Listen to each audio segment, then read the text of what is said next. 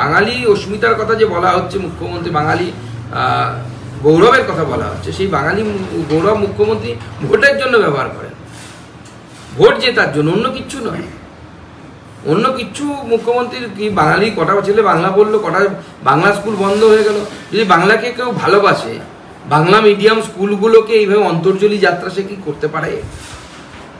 আমি যে বাংলা স্কুলে পড়েছি, আপনারা বাংলা মিডিয়াম স্কুলে পড়েছেন, আজকে তাদের তো অন্তর্জলি যাত্রা চলছে। কার জন্য হয়েছে? টাকা খেয়ে শিক্ষক নিয়োগের জন্য হয়েছে। এখানে তো মোদিও নেই, বিজেপিও নেই। আপনারা টাকা খেয়েছেন, তার জন্য আজকে স্কুলগুলোর অন্তর্জলি যাত্রা হচ্ছে। মানে বাংলা পড়বে কোথায় আগামী দিনে?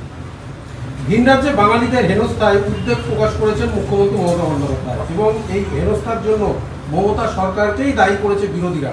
কারণ বিরোধীদের যেটা অভিযোগ, যে যেভাবে এ রাজ্যে ভুয়ো আধার কার্ড এবং ভুয়ো ভোটার কার্ড হচ্ছে, তার জেরেই ভিন রাজ্যে বাঙালিদেরকে, এই রাজ্যের বাঙালিদেরকে হেনস্থা হতে হচ্ছে। না, এ তো স্বাভাবিক।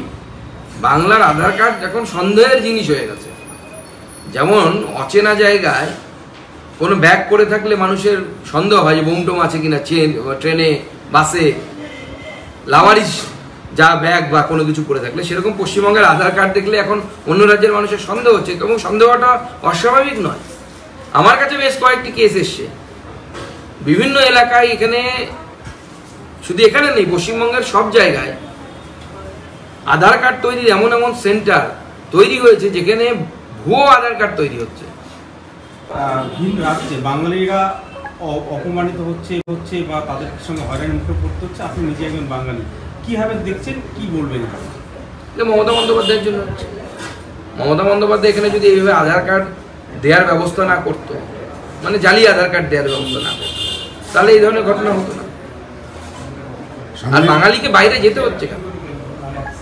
আপনি বাঙালি এত চিন্তা করছেন, সবার আগে চিন্তা করেন বাঙালি কেন বাইরে যাবে, কেন বাংলায় থাকতে পারছে না কেন বাঙালি? আগে সেই প্রশ্নের উত্তরটা খুঁজুন।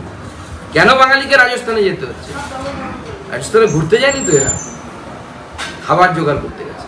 তার মানে বাংলায় অন্ন জোগানোরও ব্যবস্থা, অন্ন জোগানোর দম নেই। যে মুখ্যমন্ত্রী বাঙালির পেটে অন্ন দিতে পারে না, তার আবার বাঙালির সম্মান নিয়ে মাথা ব্যথা করার কি আছে? তার যোগ্যতা আছে কি বাঙালির সম্মান নিয়ে প্রশ্ন তোলার? তুমি খেতেই দিতে পারো না। খেতে দেয় পাওয়ার জন্য মানুষ না খেয়ে থাকলে পরে মানুষ তার সবকিছু ছেড়ে দেয়, সম্মান পর্যন্ত বিসর্জন দিতে বাধ্য হয়। খিদের জ্বালা সব থেকে বড় জ্বালা। তো মাননীয় মুখ্যমন্ত্রী জন্য আজকে বাংলার লোকেদেরকে অন্য জায়গায় গিয়ে তার ইজ্জত বিলি করতে হচ্ছে এইভাবে। অন্য রাজ্যের ক্ষেত্রে কিন্তু অন্য যারা অন্য ভাষী রয়েছে তাদের ক্ষেত্রে এই সমস্যা করতে হচ্ছে না। স্বাভাবিক ভোগ করতে হচ্ছে না, কারণ অন্য রাজ্যে এই ধরনের এত বড় সমস্যা নেই। আগামী রথযাত্রার আগেই মুখ্যমন্ত্রী যাচ্ছেন দীঘায়। তিনি রথযাত্রায় ওখানে উপস্থিত থাকবেন, পুজোতে উপস্থিত থাকবেন, শোনা যাচ্ছে রথের আগে ঝাঁটও দেবেন, এবং তার সঙ্গে তিনি রথযাত্রা দড়িও টানবেন। কি বলবেন?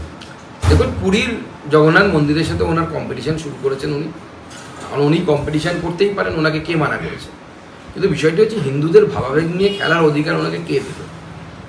আপনি কি দাদা ভাই না ভাই ভাই মিষ্টান্ন ভাণ্ডার, যার মালিক অমুক শেখ না টিপটপ না কি একটা মিষ্টান্ন ভাণ্ডার, যার মালিক মুসলিম ধর্মাবলম্বী, এবং সে গর্বের সাথে বলছে এখানে হালাল মিষ্টি পাওয়া যায়। এই হালাল মিষ্টি কীভাবে জগন্নাথ দেবের প্রসাদ হয়? এই অধিকার মুখ্যমন্ত্রীকে কে দিয়েছে? জগন্নাথ দেবের মন্দিরে উনি না হয় রথ টানবেন, সব ছেড়ে দিলাম, তৃণমূলের নেতারা দুবাহু তুলে নাচবে, কিন্তু একটাই প্রশ্ন, বেলডাঙ্গার মন্দিরটার কি হবে? মুর্শিদাবাদের শামশেরগঞ্জের মন্দিরগুলোর কি হবে? আগামী দিনে দক্ষিণ দিনাজপুরের বল্লা মন্দির রক্ষা পাবে তো? আগামী দিনে আমার কালিয়াগঞ্জের বয়রা কালী মন্দির রক্ষা পাবে তো? আগামী দিনে ডায়মন্ড হারবারে যে তুলসী গাছটা উপরে ফেলা হলো, তার পাশের যে কালী মন্দিরটি আছে, সেটি রক্ষা পাবে তো? উনি ওনার দড়ি টানলে, যদি রক্ষা পায়, তাহলে উনি দড়ি 24 ঘন্টা ধরে টানুন, 365 দিন ধরে টানুন, না হলে নকল হিন্দু সাজার কোনো দরকার নেই। এটা হচ্ছে আত্মহংকার, এবং চূড়ান্ত আত্মহংকারী একজন রাষ্ট্রশাসক, তার নিদর্শন। আজ মমতা বন্দ্যোপাধ্যায়েরও সেই জায়গায় পৌঁছে গেছেন। আমার বিশ্বাস, ইন্দিরা গান্ধীকে হারিয়ে দেশের জনগণ সেই সময় যে বার্তা দিয়েছিল, আগামী দিনে ইন্দিরা গান্ধীর যারা এই অনুচর, কারণ এই এমার্জেন্সির সময় আমরা মমতা বন্দ্যোপাধ্যায়ের সেই সময় রূপ দেখেছিলাম, জয়প্রকাশ নারায়ণের গাড়ির বয়নটের উপরে উঠে মমতা বন্দ্যোপাধ্যায় সেই সময় উদ্দাম কি বলবো, নৃত্য বললে তো খারাপ বলা হয়, কারণ উনি আমাদের এখন মুখ্যমন্ত্রী, উদ্দাম নৃত্যই করেছিলেন যদি সত্যি কথা বলতে হয়, রাজনৈতিক নৃত্য করেছিলেন জয়প্রকাশ নারায়ণের বয়নটের উপরে উঠে। উনি যদি ভুলে যান, সেই ছবি সংবাদ মাধ্যমের কাছে আছে, আমি সংবাদ মাধ্যমকে বলবো সেইটা দেখানোর জন্য।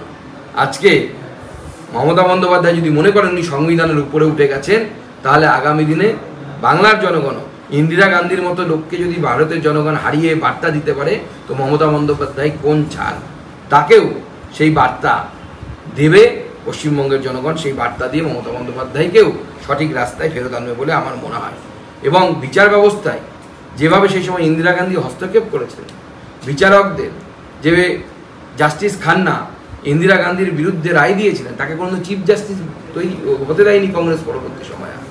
আজকে বারবার দেখতে পাচ্ছি তৃণমূল কংগ্রেস দলের মুখপাত্র এবং অন্যান্যদের দ্বারা, এমনকি ওনাদের সর্বভারতীয় সাধারণ সম্পাদক দ্বারা কলকাতা হাইকোর্ট সহ বিভিন্ন বিচারপতির উপর ডাইরেক্ট নাম নিয়ে অ্যাটাক করা হচ্ছে।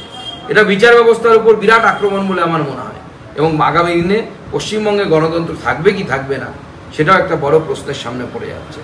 আমার তাই মনে হয় যে বাংলার মানুষের ওপর আমাদের আস্থা আছে।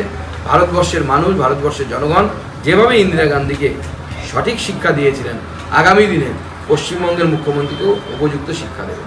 যে পূর্বস্থলীর একটি স্কুলে হিন্দু মুসলিম পড়ুয়াদের জন্য আলাদা আলাদা হাড়ির ব্যবস্থা রয়েছে, সেখানে আলাদা হাড়ি আলাদা রাঁধুনি, কি বলবেন? দেখুন, পশ্চিমবঙ্গে এই হিন্দু মুসলিম সমস্যা তৃণমূল কংগ্রেস সরকার যতক্ষণ থাকবে ততদিন আরও বাড়বে। এরা এটাই চাইছে, এবং আমরা বারবার বলছি 1946-47 সালে অর্থাৎ প্রাক স্বাধীনতা সময় যে অবস্থা হয়েছিল সেই জায়গায় পৌঁছে দেওয়ার চেষ্টা করছেন মমতা বন্দ্যোপাধ্যায় এবং তার দলবল।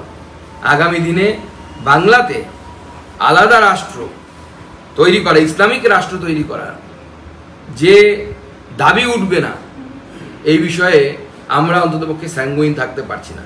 মমতা বন্দ্যোপাধ্যায় যে ধরনের পরিস্থিতি, তার দলবল যে ধরনের পরিস্থিতি তৈরি করছে, অ্যাপিজমেন্ট পলিটিক্স, সংখ্যালঘু তোষণ করতে করতে এমন জায়গায় পৌঁছে গেছে, আগামী দিনে এই পশ্চিমবঙ্গ থেকে, আমি বলছি লক্ষ্য রাখুন, আগামী দিনে এই পশ্চিমবঙ্গ থেকে আলাদা ইসলামিক রাষ্ট্র তৈরির দাবি উঠবে। সংবাদ মাধ্যমে এই বিষয়টি প্রকাশ আসার পরে প্রশাসনের চাপে বুধবার দেখা গেল 2 রাঁধুনি একসঙ্গে রান্না করছে একই হাঁড়িতে। বাংলায় বাঙালি অস্মিতার কথা বলা হয়, সেই বাংলায় এই ছবি কেন? না না, আমি তো বলছি বাঙালি অস্মিতার কথা যে বলা হচ্ছে, মুখ্যমন্ত্রী বাঙালি গৌরবের কথা বলা হচ্ছে, সেই বাঙালি গৌরব মুখ্যমন্ত্রী ভোটের জন্য ব্যবহার করেন, ভোট জেতার জন্য, অন্য কিচ্ছু নয়। অন্য কিচ্ছু মুখ্যমন্ত্রীর কি, বাঙালি কটা ছেলে বাংলা বললো, কটা বাংলা স্কুল বন্ধ হয়ে গেল। যদি বাংলাকে কেউ ভালোবাসে, বাংলা মিডিয়াম স্কুলগুলোকে এইভাবে অন্তর্জলি যাত্রা সে কি করতে পারে?